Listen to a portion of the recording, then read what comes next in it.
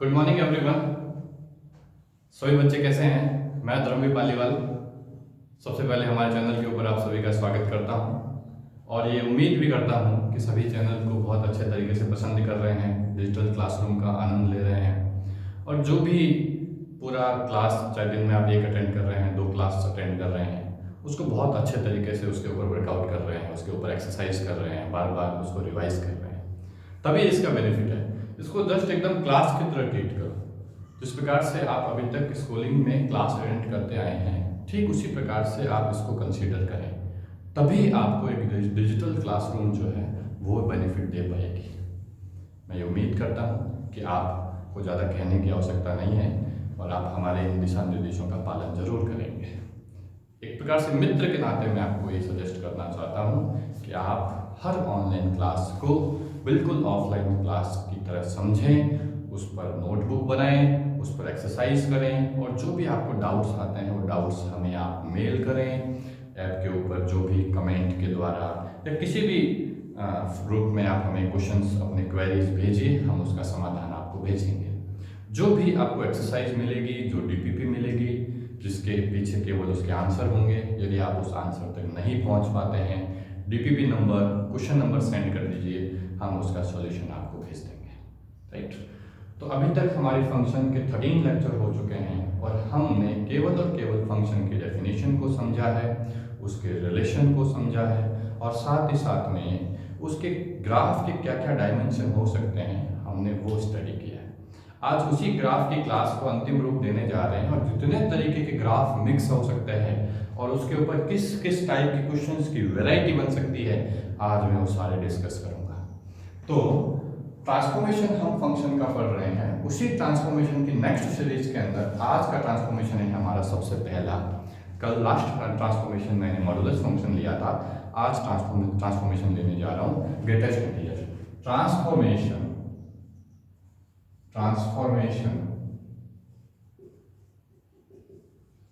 Of greatest integer function कि greatest integer function के transformation को मैं कैसे कैसे ट्रीट करूंगा। तो उसके लिए सबसे पहला एग्जांपल ले रहा हूं। सपोज करें कोई भी function y equal to fx है, तभी आप समझ पाएंगे। एग्जांपल दूंगा वो आपके लिए बेस्ट होगा। तो मैंने फंक्शन को एक प्रकार से y के रूप में एक्सप्रेस किया, let y equal to fx। अब यहाँ पर ट्रांसफॉर्मेशन कैसे कैसे हो सकता है? So now the first transformation may be which we already discussed about y equal to greatest integer of fx। First transformation, जो फंक्शन आपको दिया गया है उसके ऊपर कंप्लीट रूप से ग्रेटेस्ट इंटीजर लग जाए। Our second transformation is y equal to f of greatest integer of x। और third transformation is y is equal to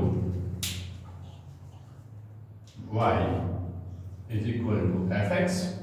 और हमने क्या किया, y के ऊपर ग्रेटेस्ट इंटीजर लगा दिया। तो हमने इसके तीन ट्रांसफॉर्मेशन फॉर्मेट बना दिए। The first one y equal to greatest integer of fx, second one y equal to f of greatest integer of x, and the third transformation greatest integer of y equal to fx। हमें हर एक को equation की तरह treat करना है और समझना है कि कौन क्या प्रभाव छोड़ करके जा रहा है। ध्यान से देखिएगा। तो मैं इस पे सबसे पहले देखिएगा, मैं इसको टेबल के रूप में समझाऊंगा और हर एक के ऊपर हम एग्जांपल लेंगे। अब जैसे ये पहला ट्रांसफॉर्मेशन है y equal to greatest integer of fx, मैं इसमें एग्जांपल लेने जा रहा हूं। y एग्जांपल है y equal to greatest integer of, प्यारे बच्चों, x स्क्वायर। तो आप इसमें क्या समझ सकते हैं? आप बोल सकते हैं कि यहाँ पर जो fx है वो क्या है, x स्क्वायर है। fx क्या है, x स्क्वायर है। fx x स्क्वायर है, इसका मतलब मैंने यहाँ पर क्वाड्रेटिक फंक्शन लिया है, मैंने पैराबोलिक फंक्शन लिया है मेरे दोस्तों, वो fx equal to x square. अब उसको जैसे आप फर्स्ट ट्रांसफॉर्मेशन बनाएंगे वो ट्रांसफॉर्मेशन बन जाएगा y equal to greatest integer of x square. अब हम इसका जैसे ही ग्राफ ड्रॉ करेंगे, तो ग्राफ ड्रॉ करने से पहले वो सारी बातें आप दिमाग में लाएं जो मैंने आपको ग्रेटेस्ट इंटीजर के बारे में बताई थी। जब किसी कंप्लीट फंक्शन के ऊपर ग्रेटेस्ट इंटीजर लगा हुआ होता है तो मैंने एक बात बार बार रिपीट की थी, और वो कौन सी, कि ग्रेटेस्ट इंटीजर हमेशा आउटपुट इंटीजर देता है, जैसा इसका नाम है।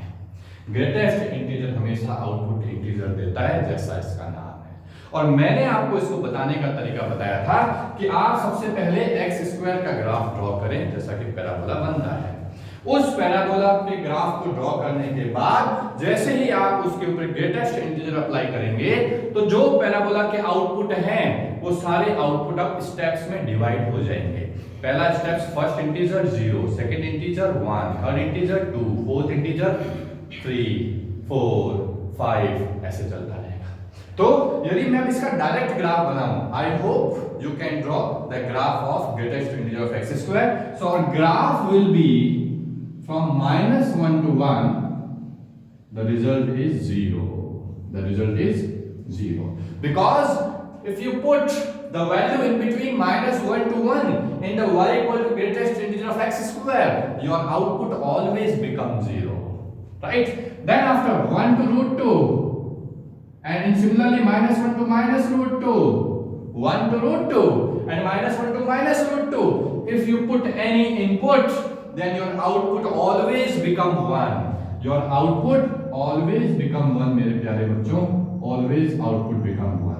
ये देखिए आउटपुट 1 बन गया है। कब बन गया है? 1 के ऊपर इसने आउटपुट अपना 1 देना शुरू कर दिया, -1 के ऊपर भी इसने आउटपुट अपना 1 देना शुरू कर दिया, बिकॉज स्क्वायर है, जैसा पॉजिटिव पे आउटपुट देता है वैसा ही नेगेटिव पे आउटपुट देता है। 1 रखेंगे 1 का स्क्वायर 1, -1 रखेंगे -1 का स्क्वायर 1, √2 रखेंगे √2 का स्क्वायर 2, -√2 रखेंगे -√2 का स्क्वायर भी 2, बिकॉज स्क्वायर है भैया, इवन पावर है, और जब भी पावर इवन होती है वो negative input and positive input दोनों को सेम ट्रीट करता है। तो इसका मतलब इसका ग्राफ बिल्कुल सिमिलर बनने वाला है, जैसा पॉजिटिव एक्स अक्ष में वैसा नेगेटिव एक्स अक्ष में।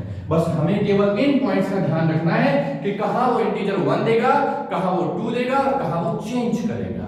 तो 1 से √2 या -1 से -√2, ऑलवेज आउटपुट इज 1 मेरे प्यारे बच्चों, ऑलवेज आउटपुट 1। सिमिलरली अब ये 1 कब तक रहेगा? √2 तक। √2 पुट करते ही इसके अंदर √2 का स्क्वायर 2, √2 पर आउटपुट जो है वो जंप करके अब 2 बन जाएगा, -√2 के ऊपर भी जंप करके वो 2 बन जाएगा, ये 2 बन गया।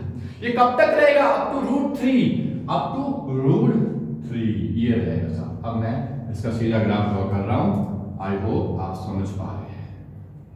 ये ग्राफ ड्रॉ कर दिया है, और ये 2, और ये आगे कैसे चलता रहेगा। This is the graph of y equal to greatest integer of x square. Now we are drawing the graph of y equal to greatest integer of fx, not the graph of f of greatest integer of x। That means we are taking as the example, let example y equal to x greatest integer whole square। क्या बात है। That means we can say in this function the fx is also x square। Similarly notice करें आप, यहाँ और यहाँ मैंने दोनों में सेम फंक्शन रखा है, यहाँ पर भी x स्क्वायर लिया और यहाँ पर भी x स्क्वायर लिया, लेकिन इस वाले फंक्शन में कंप्लीट फंक्शन के ऊपर ग्रेटेस्ट इंटीजर है और इसके अंदर x जो आपका इनपुट था वहीं पर आपका ग्रेटेस्ट इंटीजर अप्लाई हो गया है। तो इसमें ऐसा अप्लाई होने से ग्राफ में कहां चेंजेस होगा, थोड़ा समझने का प्रयास करें। पहले से ही मैं ग्राफ ड्रॉ करूं उससे पहले खुद ग्राफ ड्रॉ करने की कोशिश करें, और कोशिश करेंगे तो आप ये पाएंगे कि जैसे ही मैं सबसे पहले 0 इसके अंदर पुट करूंगा तो 0 पर 0, 0 input 0 output, your first output. जैसे 0.1, 0.2, 0.3, 0.4 कुछ भी पुट करूंगा, always answer is 0 up to 1। that means 0 से लेकर के 1 तक कुछ भी इसके अंदर पुट करता हूं, इंटीजर तो पुट करूंगा, लेकिन आउटपुट हमेशा ही क्या आएगा? एज अ 0 आएगा।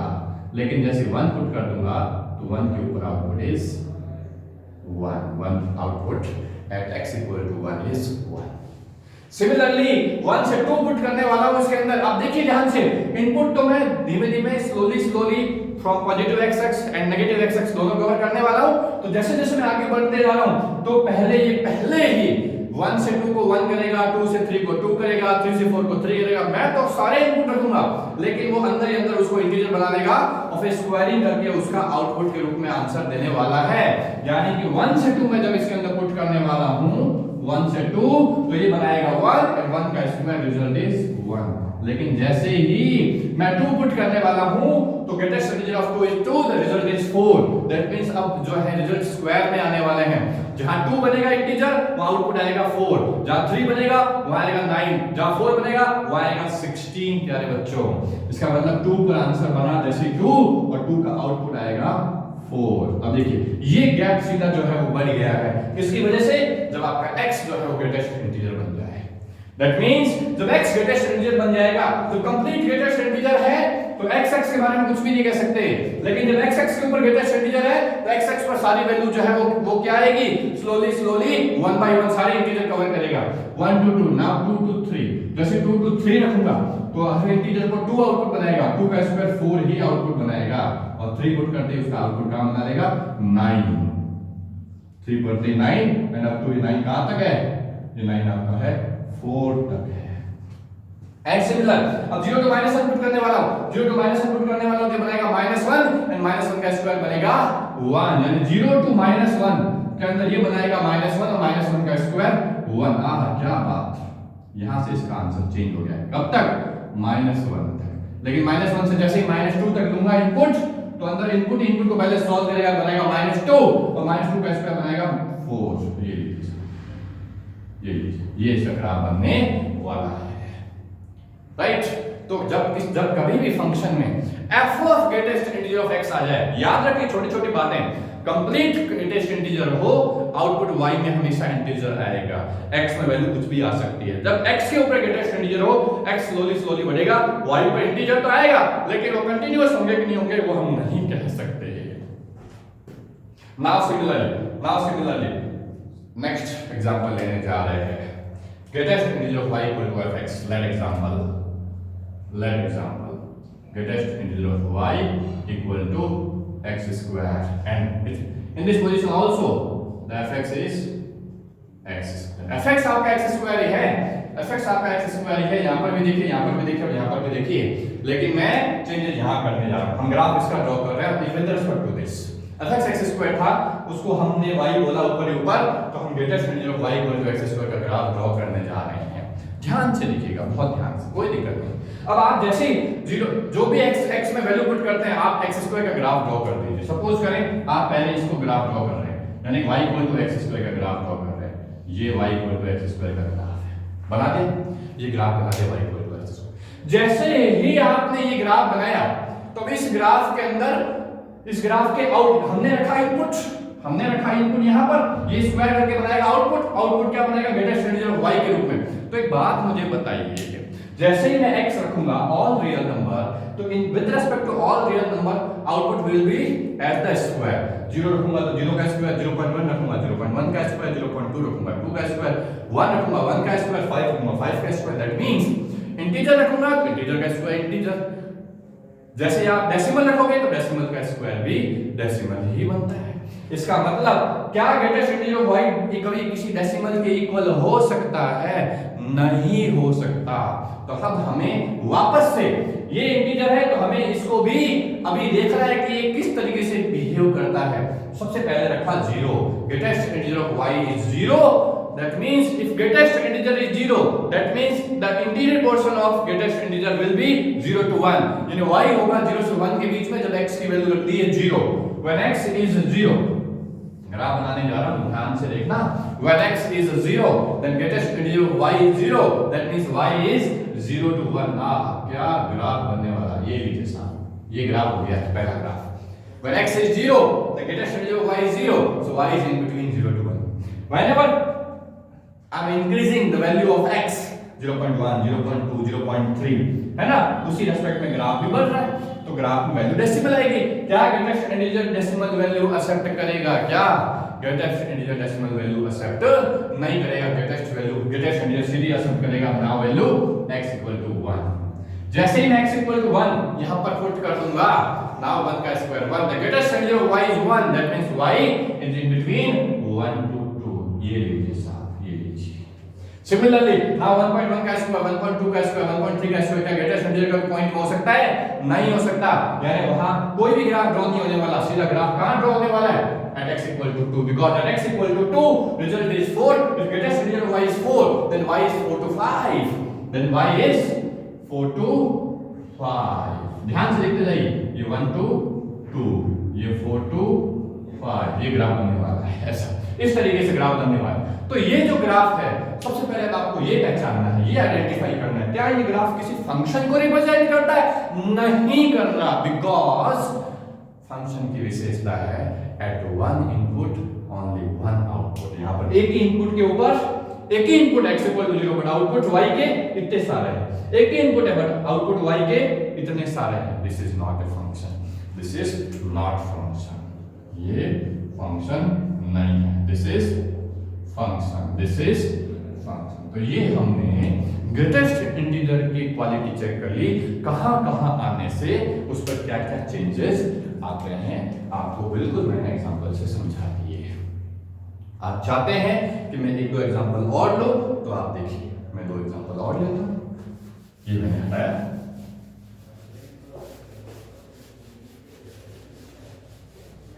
आइए देखिए।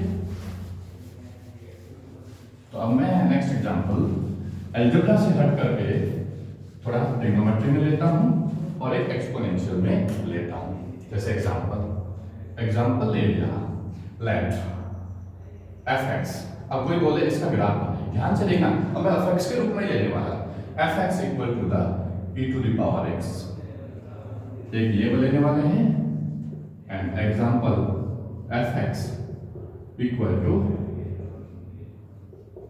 साइन ग्रेटेस्ट इंटीजर, ये लेने वाले, ध्यान से देखना। सबसे पहले हर सवाल की डोमेन चेक किया करो। डोमेन का मतलब है क्या वहां पर x की क्या क्या वैल्यू पुट की जा सकती है, राइट? उन वैल्यूज का सेट क्या है, वही डोमेन कहलाता है। तो आप जानते हैं कि जो e to the power x general exponential function होता है, वो कंप्लीट डोमेन ऑफ x लेता है, all real number values of x, right? सारी वैल्यूज लेता है, यानी इसका ग्राफ भी x की सभी वैल्यूज के लिए बनने वाला है। बात नंबर 1। बात नंबर 2, x के ऊपर ग्रेटेस्ट इंटीजर लगा हुआ है, जो भी हम पुट करेंगे वो उसको पहले इंटीजर बनाएगा। क्या बनाएगा? इंटीजर बनाएगा, मतलब कंप्लीट x अक्ष के ऊपर इसका ग्राफ आने वाला। बात नंबर 2, कंप्लीट x अक्ष के ऊपर इसका ग्राफ आने वाला। यदि मैं थोड़ा सा दोनों ऊपर ग्राफ बना दूं तो this is the graph of e to the power x, right? Complete x अक्ष के ऊपर इसका ग्राफ बनने वाला है, ये भी समझते जाओ। अब जैसे ही कंप्लीट x अक्ष के ऊपर ग्राफ बनने वाला है, मैं इनपुट रखूंगा, वो उसको इंटीजर बनाने वाला है। इसका मतलब fx का जो रिजल्ट आने वाला है ना, वो हमेशा इस रूप में आने वाला है, e to the power 0, e to the power 1, e to the power 2, e to the power 3, e to the power 4, e to the power 5, इस रूप में आने वाला है। देखिए कैसे 0 पुट किया, सपोज है f of 0 e to the power 0, result is 1, यानी 0 पुट करने पर रिजल्ट क्या बना? 1 बना। जैसे ही 0 से 1 के बीच में कोई भी वैल्यू पुट करने वाला, उसको ग्रेटेस्ट इंटीजर पहले ही इंटीजर बना देगा, 0 e टू द पावर 0 1, यानी 0 से 1 तक की सभी वैल्यूज के लिए सेम आउटपुट देगा, ये 1 ही देगा। कब तक?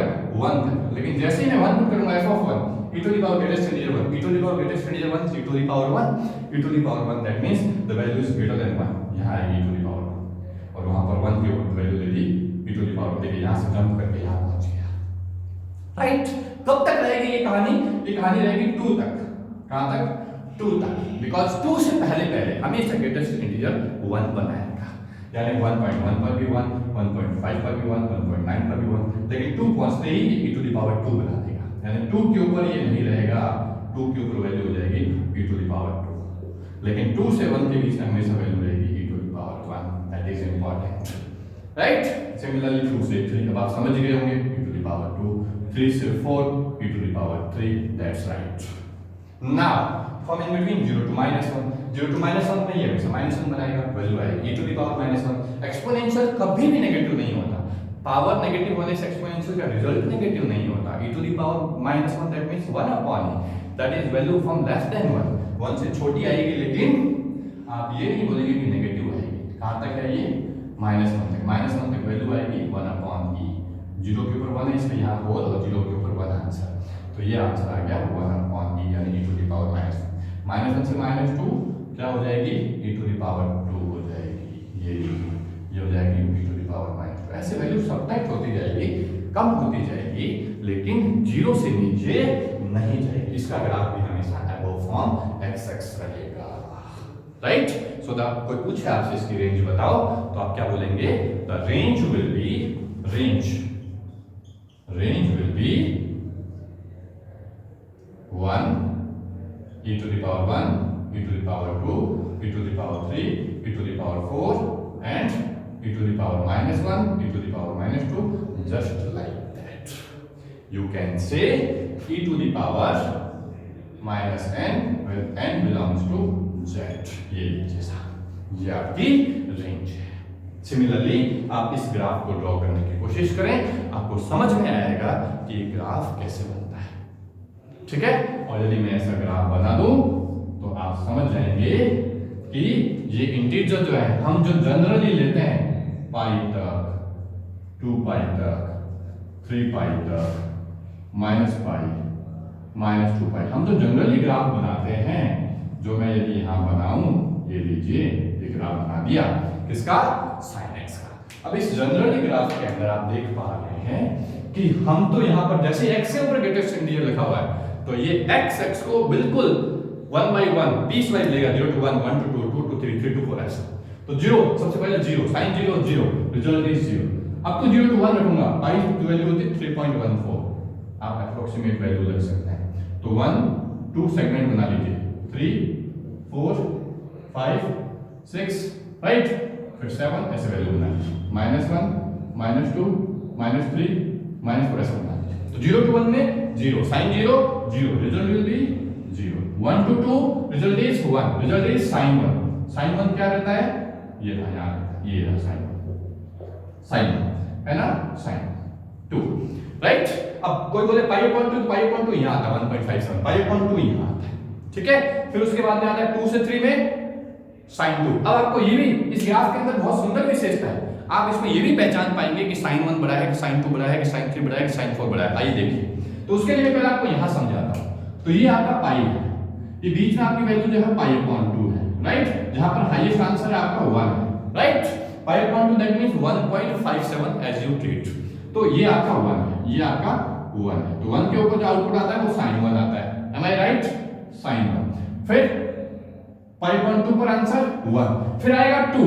अब देखिए ये गैप ज्यादा होगा, 1 से पाई अपॉन 2 का गैप ज्यादा होगा या पाई अपॉन 2 से 2 का गैप ज्यादा होगा? भाई 1 से पाई अपॉन 2 1, दैट इज 1.57, और फिर 1.57 के बाद में फिर आएगा 2। तो ये गैप कम है, ये गैप कम है, इसका मतलब ऊपर से वैल्यू कम होगी, कम होगी मतलब बहुत कम, यानी 1 से हमेशा ग्राफ ऊपर किसका रहेगा? sin 2 का। That means 2 at x equal to 2, sin x answer is maximum with respect to sin 1. That means sin 2, that is the graph of sin 2 up to 3 तक। ये 3 कहां पहुंच जाएगा? 3 पहुंच जाएगा यहां पर, वो दोनों से छोटा रहेगा, दैट इज योर sin 3। तो sin 3 कहां पहुंच जाएगा? ये पहुंच जाएगा, कब तक रहेगा? पाई तक, बिकॉज़ पाई पर क्या हो जा रहा है? 0। तो ये ग्राफ इंपॉर्टेंट है, यानी यहां से इस ग्राफ में आपसे ये सिखा दिया आपको कि sin 2 is greater than from sin 1 and is greater than from sin 3। क्या ये आपने इस ग्राफ के द्वारा सीख लिया। And the sin 4 is negative because आप in between pi 2 the result is negative, the result is negative। ध्यान से देखिए, जैसे ही आपने क्या रख दिया, पाई पुट कर दिया इसके अंदर 3.14 sin 3, ठीक है। कब तक? 4 तक कुछ भी रखते जाओगे, पाई से आगे आपका आंसर नेगेटिव बन जाएगा, नेगेटिव बन जाएगा मतलब यहां तो पॉजिटिव ही रहेगा अप टू 4 तक, लेकिन 4 के बाद में आपका आंसर नेगेटिव आना स्टार्ट हो जाएगा। That's your answer of sine greatest integer of x। तो मेरे हिसाब से आपको ये भी समझ में आया, तो आप इसमें भी किसी भी तरीके से कंफ्यूज नहीं होंगे ना। ये हुआ हमारा transformation of greatest integer. Now we are moving towards the transformation of fractional part. अब हम ट्रांसफॉर्मेशन लेने जा रहे हैं फ्रैक्शनल पार्ट का। नाउ फ्रैक्शनल पार्ट, इसको मैं टर्म दे रहा हूं fractional part function, transformation of fractional part function. इसके क्या क्या ट्रांसफॉर्मेशन हो सकते हैं, अब हम वो समझने का कोशिश करते हैं। आइए वही वापस सेम करूंगा, मैं फंक्शन को क्या लिखूंगा, y इक्वल टू fx। तो पहला ट्रांसफॉर्मेशन क्या हो जाएगा, तो तो first transformation y equal to fx and fractional part function complete fx के ऊपर लगा दिया। सेकंड ट्रांसफॉर्मेशन क्या ले लूं, y equal to f of fractional part of x, ये दूसरा ट्रांसफॉर्मेशन लगा दिया। तीसरा क्या ले लूं, y equal to fractional part of y equal to fx। तीन ही बहुत है बिकॉज फंक्शन तो वैसे ही आगे नहीं बनता है, तो हम केवल इस तीन तक ही ट्रीट करेंगे। आइए अब इसमें भी हम पहला एग्जांपल लेने जा रहे हैं इस टाइप में हम जो पहला एग्जांपल लेने जा रहे हैं वो हम ले लेते हैं, एग्जांपल है y इक्वल टू, ध्यान से देखिए वापस वही x स्क्वायर वाला ही ले लें, y equal to fractional part of x square. ध्यान से देखिए जहां पर हमारा fx क्या है, fx equal to x square. fx हमारा ये है, आप उसको इसकी तरह ट्रीट करें तो आप देखेंगे कि कंप्लीट फंक्शन के ऊपर फ्रैक्शनल पार्ट लग चुका है। और जैसे ही कंप्लीट फंक्शन के ऊपर फ्रैक्शनल पार्ट लगा तो हमने फ्रैक्शनल पार्ट की कहानी पढ़ रखी है। फ्रैक्शनल पार्ट हमेशा आउटपुट 0 to 1 के बीच में देता है, 1 से ऊपर इसका आउटपुट नहीं आता, because fractional is equal to decimal and decimal is always in between 0 और greater than 0 up to 1, right. पूरा फंक्शन जो है x स्क्वायर, हम समझ सपोज करो ये आपका y equal to x square. अब ये ग्राफ जो है जैसे ही जो इसका हिस्सा 0 से 1 के बीच में, वो तो 0 से 1 के बीच में रहेगा ही रहेगा। ये 0 से 1 के बीच में हिस्सा है ना, यहाँ से लेकर के यहाँ तक, तो इस हिस्से को तो हम एडिटिव बना देते हैं। ये लीजिए कब तक है, ये 1 तक है। ये 1 पर इसका आउटपुट क्या होता है, 1 होगा, लेकिन वहीं से इसका ग्राफ ड्रॉप जंप करके नीचे आ जाएगा। मैंने बताया था ना, मैं ऐसे साइन करके बताया था कि 1 के बाद में इसका ग्राफ नीचे आने वाला है, बिकॉज जैसे 1 पुट करूंगा 1 का square 1 and the fractional part of 1 is 0। Integer का फ्रैक्शनल पार्ट 0 होता है, तो 1 पुट करते ही वापस वैल्यू कहां आ जाएगी, 0 के ऊपर इसका आउटपुट आ जाएगा। नाउ अब जैसे ही कब तक इसका अब नेक्स्ट इंटीजर पकड़ना, इसमें भी इंटीजर टू इंटीजर आप मूव करो। अब देखिए अब ये कब 2 बनेगा, तो √2 जब तक नहीं पुट करोगे तब तक 2 नहीं बनेगा। तो √2 तो मैं आगे लिख दिया √2 और मैं इधर भी लिख दिया √2। तो जब तक कि √2 पुट नहीं होता, सपोज करो √2 पुट हो गया, तो √2 पुट हो गया तो √2 का square 2 and the fractional part of 2 is 0, यानी √2 के ऊपर भी 0 बनेगा और यहां पर भी -√2 के ऊपर भी 0 बनेगा। लेकिन इस बीच में क्या होगा, इस बीच में आप 1.1 रखोगे, 1.2 रखोगे, 1.3 रखोगे, तो आपका आंसर भी 1.1 का स्क्वायर होकर के क्या आएगा, फ्रैक्शन आएगा, डेसिमल के रूप में आएगा। और उस डेसिमल का भी हमें पॉइंट वाला आंसर लेना है, तो वो पोर्शन बिल्कुल कैसा होगा, ये ग्राफ आप सपोज कर लो 1 -1 हो गया है, यानी वो ग्राफ भी पॉइंट के रूप में ऐसा ही बनेगा। कब तक, ये लीजिए 1 से ऊपर तो जाएगा भी नहीं। ऐसा कैसा, √2 से √3 तक भी सेम कहानी रहेगी, और इधर भी -√2 से -√3 तक सेम कहानी रहेगी, बिकॉज √3 पुट होते √3 का square 3 and the fractional part of 3 is 0। तो आप समझ गए होंगे ये ग्राफ बन गया है fractional part of x square. Now we are moving towards our next function, example y equal to fractional part of x का स्क्वायर क्या है बच्चों, ये बन गया है। तो देखिए आप फंक्शन, इसके अंदर भी फंक्शन वही है, fx बराबर में x स्क्वायर। अब x के स्थान पर, जैसे मैंने यहाँ समझाया, देखिए x के स्थान पर फ्रैक्शनल पार्ट ऑफ x, जैसे x के स्थान पर मॉडुलस, x के स्थान पर ग्रेटेस्ट इंटीजर, x के स्थान पर मॉडुलस, ऐसा जब भी होता है तो क्या क्या होएगा।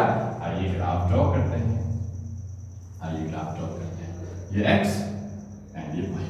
तब आप जैसे ही देख पा रहे हैं, आप जानते हैं ये 0 से 1 रहता है।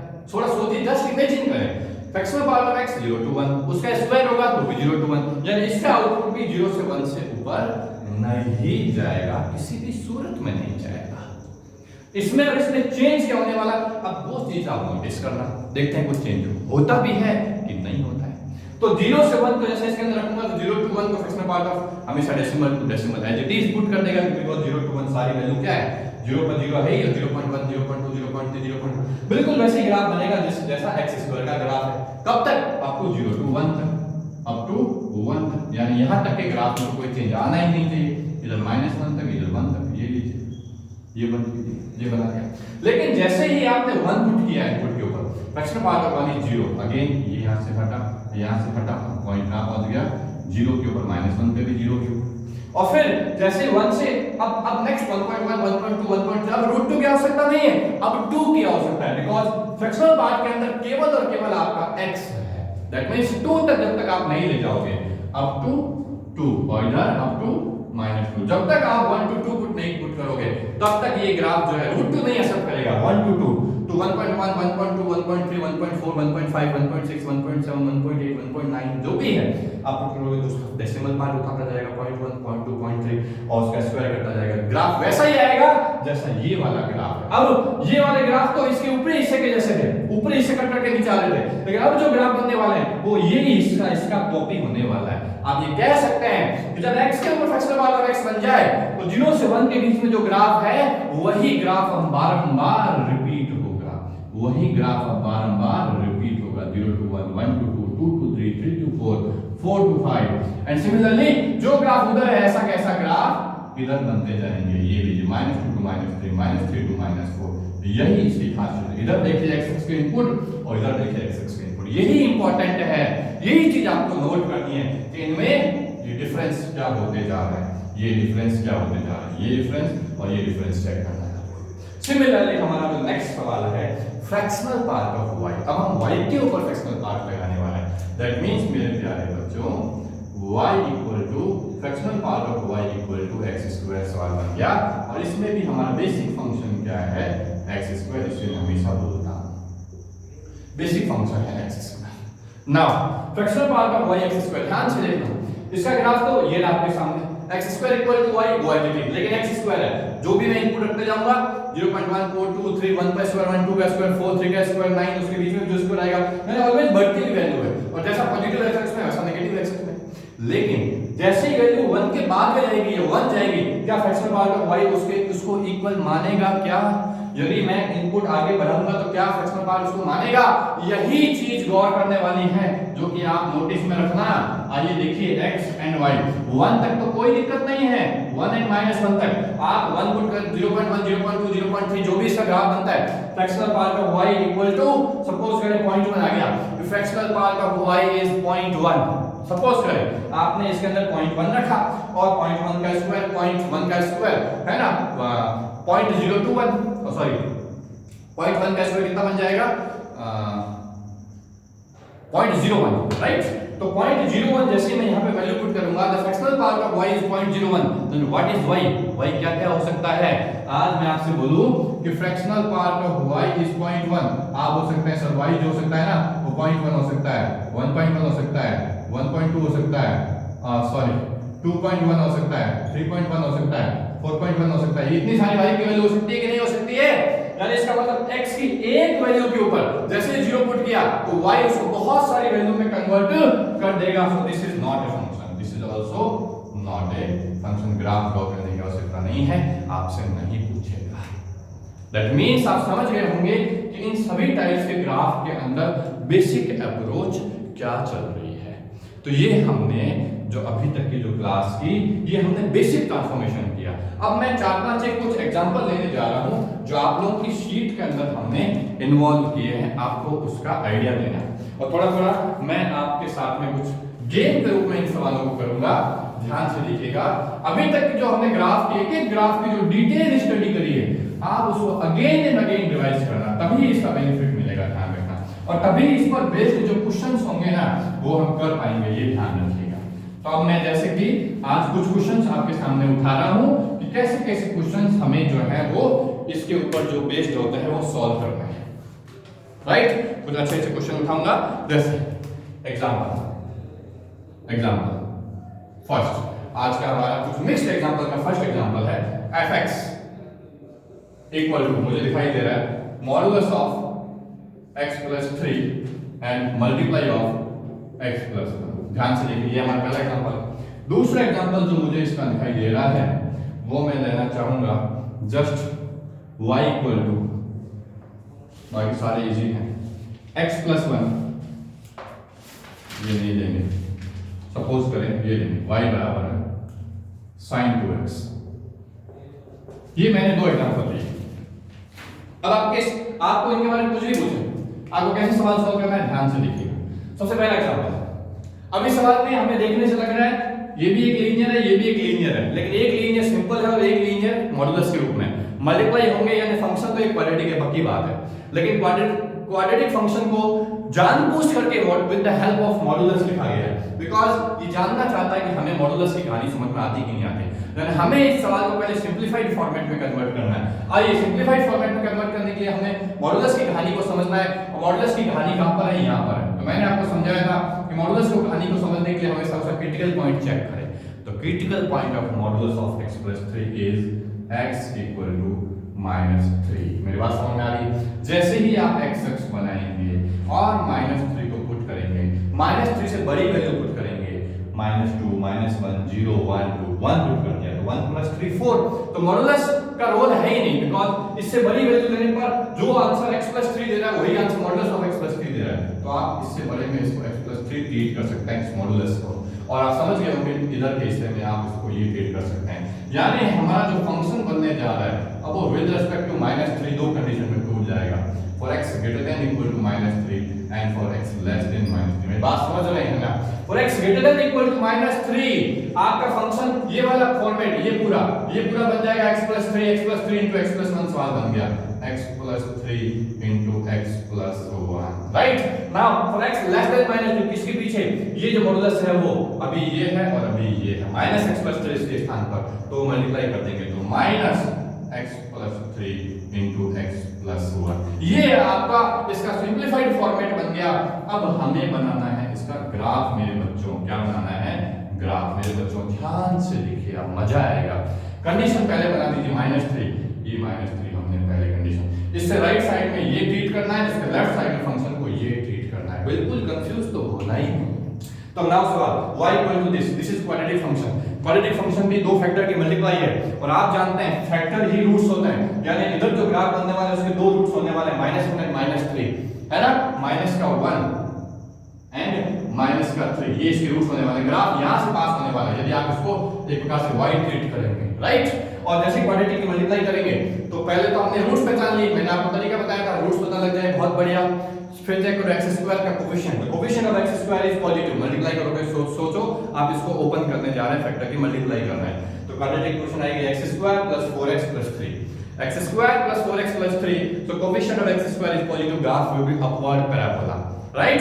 ग्राफ अपवर्ड पैराबोला होगा, यहां से ये उसके रूट्स होंगे और आप इंटरसेप्ट इसका देख रहे हैं प्लस के 3 से जाएगा, तो आप इसका ग्राफ ड्रॉ करेंगे तो इसका ग्राफ जो आएगा मेरे प्यारे बच्चों, ये इसका ग्राफ आएगा, राइट? अब इस ग्राफ में हमें वैल्यू क्या चाहिए? हमें तो value for x greater than -3 graph बनाना है, यानी इसके पीछे इस पूरे इधर की तरफ इसका ग्राफ हमें नहीं लेना है, हमें इसके ग्राफ का इतना हिस्सा लेना है। अब कोई बोले सर ये लास्ट जो है कहां तक जाएगा? तो मेरे प्यारे बच्चों ये मैंने आपको बता रखा था कि जो वर्टेक्स होता है ये होता है -b/2a, -d/4a। ये क्वाड्रेटिक इक्वेशन आएगी, आप डिस्क्रिमिनेंट को पुट करें, माइनस की मल्टीप्लाई करें, अपॉन में 4a पुट करें, आप पहचान पाएंगे कि लास्ट वैल्यू क्या आएगी, राइट? नाउ सिमिलरली उसके बाद में अब पीछे की तरफ हिस्सा बनाना है, पीछे की तरफ ग्राफ बनाना है, इक्वेशन होंगी y = माइनस देख रहे हैं तो कहीं ना कहीं समझ रहे होंगे, कि ग्राफ डाउनवर्ड पैराबोला है, लेकिन इसके भी रूट्स -3 -1 है, तो -1 तो उधर चला गया, है ना? और -3 ये है ही, यानी रूट्स यही रहेंगे। यानी अब जो पैराबोला, और जब मैं इसको सॉल्व कर दूंगा तो इंटरसेप्ट -3, यानी ये सेम डाउनवर्ड पैराबोला बनने जा रहा है, सेम डाउनवर्ड पैराबोला बनने जा रहा है। ये लीजिए, ये पैराबोला बना दिया हमने, लेकिन ये पैराबोला ओनली किस भाग में वैलिड रहेगा? वैलिड रहेगा फॉर x less than -3। इधर के हिस्से में ग्राफ वैलिड है, इधर के हिस्से में ये ग्राफ वैलिड ये नहीं है, ये काट दिया तो ग्राफ बन गया दिस,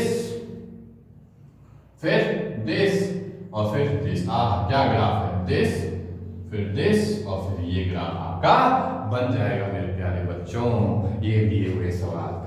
ऐसा ये इतना मजेदार है, तो इसकी रेंज पूछ ले तो मुझे तो -∞ से ∞ दिखाई दे रही है, डोमेन पूछ ले हम बता देंगे, किसी पॉइंट के ऊपर वैल्यू पूछ ले हम सब बता देंगे। आइए सवाल के अंदर now question is y = sin x। बिल्कुल क्वेश्चन किसके जैसा है, ध्यान से देखिए। ये क्वेश्चन है, एक ट्रांसफॉर्मेशन होता है जब x में इनपुट की तरफ मल्टीप्लाई हो जाए, when f of x is replaced by f of kx। जब ऐसा कभी हो जाता है, शायद मैंने ये डिस्कस नहीं किया, कोई नहीं, इस क्वेश्चन में डिस्कस कर देता हूं। जब कोई फंक्शन fx जैसे sin x है, इस सवाल का ओरिजिनल फंक्शन क्या है? sin x।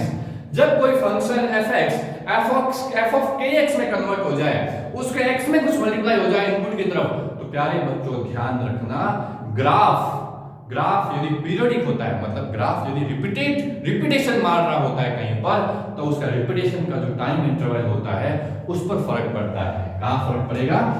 Change in time period, change in time period. समझाता हूं, ध्यान से देखना। अब एक जनरल फंक्शन आप एक sin x बनाइए, मैं आपको टाइम पीरियड समझाता हूं, थोड़ा आगे टॉपिक आएगा ये पूरा। ये एक फंक्शन है, ठीक है, जो आपका sin x है। तो आप देखिए यहां से लेकर के यहां तक का ये जो टाइम है, ये इस टाइम के बाद में देखो दोबारा फंक्शन रिपीट हो रहा है, बिल्कुल ऐसा कैसा, ये जितना पोर्शन ये फिर ये आएगा, फिर ये आएगा, फिर मतलब ये इतना जो भाग है ये बार बार रिपीट हो रहा है। तो जब कोई एक फिक्स्ड फिगर, फिक्स्ड आकृति एक निश्चित समय के बाद में दोबारा रिपीट मारती है, तो हम बोलेंगे ये फंक्शन पीरियोडिक है। कैसा है? पीरियोडिक, आवर्तकाल बोलते हैं इसको, पीरियोडिक आवर्ती फंक्शन है, पीरियोडिक फंक्शन है। किसको बोलते हैं पीरियोडिक फंक्शन? जब कोई फंक्शन एक ही चीज बार कुछ समय के बाद में रिपीट मारे, it's called as periodicity, right? तो this is a periodic function and the time period of this function is 2 pi, because ये टाइम कितना है, यहां से यहां तक ये 2 पाई है, ये टाइम पीरियड 2 पाई है। तो जब भी कोई फंक्शन f(x) के स्थान पर f of kx बन जाए, sin 2x, sin 3x, sin 4x, cos 2x, cos 3x, tan 2x, tan 3x, sin x by 2, sin x by 4, sin cos x by 3, x के स्थान पर कुछ चेंज हो जाए मल्टीप्लाई में, वहां उसका टाइम पीरियड चेंज होने वाला है। और टाइम पीरियड जब कुछ मल्टीप्लाई कांस्टेंट के रूप में आगे हो जाए, 2, 3, 4 ऐसा इंटीजर 1 से बड़ा, तब आप उसके अंदर देखेंगे उसका टाइम पीरियड छोटा हो जाएगा। लेकिन जैसे कोई डिवाइड लग जाएगा, जैसे x by 2, x by 3, x by 4, उसका टाइम पीरियड उतने टाइम से बढ़ जाएगा। तो यहाँ टाइम पीरियड कितना है? ओरिजिनल 2 पाई, डिवाइड किसका लग गया? 2 का, तो 2 पाई अपॉन 2 टाइम पीरियड हो जाएगा पाई। यानी कहीं ना कहीं अब जो sin 2x बनने वाला है, जो sin 2x बनने वाला है, ग्राफ तो इसका बिल्कुल वैसा का वैसा ही रहेगा बच्चों। ग्राफ में कोई चेंज नहीं आता, ना वर्टिकली और ना ही हॉरिजॉन्टली, बस चेंज कहां आता है? जो x की वैल्यूज होती है, जहां आप हमेशा इसको 2 पाई लिखते थे, अब ये पाई और ये पाई अपॉन 2 हो जाएगा। मैं आपको करके दिखाता हूं, ध्यान से देखिए। अब सपोज करें आप पाई अपॉन 2 इसके अंदर रख रहे हैं, पाई अपॉन 2 रख रहा हूं, तो 2 into पाई अपॉन 2 sin पाई बन जाएगा। sin पाई आप जानते हैं 0 होता है, मतलब इसका पाई अपॉन 2 उसके ओरिजिनल फंक्शन के पाई की तरह ट्रीट कर रहा है, बिकॉज़ ये ऑलरेडी जो भी मैं रख रहा हूं उसको 2 टाइम्स बढ़ा दे रहा है। पाई अपॉन 2 रखूंगा, पाई बना देगा, पाई रखूंगा 2 पाई बना देगा, मतलब जो वैल्यू वहां पर 2 पाई पे आ रही है इतने बड़े गैप में, वो यहां पाई रखने पर ही आ जाएगी, यानी ग्राफ सिमट जाएगा, सिंक्रोनाइज हो जाएगा। लेकिन यदि x by 2 होता तो ग्राफ एक्सपांड हो जाएगा, इतना ही बात ध्यान रखना है। यदि x by 2, x by 3, x by 4, x by 5 ऐसा कुछ हो, ग्राफ एक्सपांड हो जाएगा, 2x, 3x, 4 तो ग्राफ सिंक्रोनाइज हो जाएगा। ये छोटी छोटी बातें ध्यान रखनी है। यहाँ चेंजेस आ जाएगा, और यहाँ चेंज आने का मतलब कहलाता है पीरियोडिसिटी पर चेंज हो जाना, उसका टाइम पीरियड चेंज हो जाना। ठीक है, तो ये हमने एग्जांपल देखे। कल की क्लास में हम फिर इसके ऊपर कुछ क्वेश्चन करने वाले हैं और फंक्शनल इक्वेशन टॉपिक स्टार्ट करने वाले हैं। ओके, बार बार प्रैक्टिस करें। Thank you.